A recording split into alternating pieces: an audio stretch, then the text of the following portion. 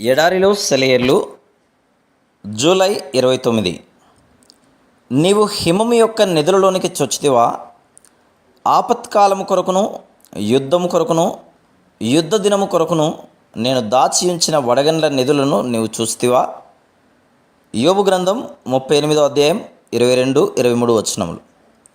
మన శ్రమలే మనకి గొప్ప అవకాశాలు. చాలాసార్లు వాటిని ఆటంకాలుగా భావిస్తాం. ఇకపై మనకొచ్చే ఇబ్బందులన్నీ దేవుడు తన ప్రేమని మన పట్ల కనపరచడానికి ఎన్నుకున్న మార్గాలని గుర్తించి ఆయన సన్నిధిని ఆ కష్టకాలంలో మనం వెతికినట్లయితే మన జీవితమంతా విశ్రాంతి, ప్రోత్సాహం, వివరించలేనంత శక్తితో నిండి ఉంటుంది. అప్పుడు ప్రతి కారు మేఘము ఇంద్రధనుస్సు అయిపోతుంది.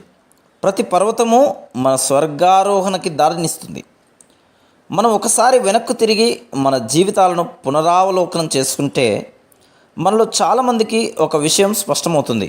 అదేమంటే, మన పరమ తండ్రి మనకు తన కృపను, విస్తారమైన దీవెనలను ఇవ్వడానికి ఎలాంటి సమయాలను ఎన్నుకున్నాడంటే, మనం పూర్తిగా వేసారిపోయి అన్ని వైపుల నుండి దారి మోసుకుపోయిన సమయాలను, దేవుని నుండి విలువైన ఆభరణాలను నల్లబట్టలు వేసుకున్న సేవకులు మురికిగా ఉన్న పెట్టెలో పట్టుకొస్తుంటారు. అయితే ఆ పెట్టెలో రారాజు భవంతిలో నుండి బయలుదేరబోతున్న పెళ్లి కొడుకు పంపిన సిరులన్నీ ఉంటాయి. చీకటిలో ఆయనపై నమ్మకం ఉంచండి.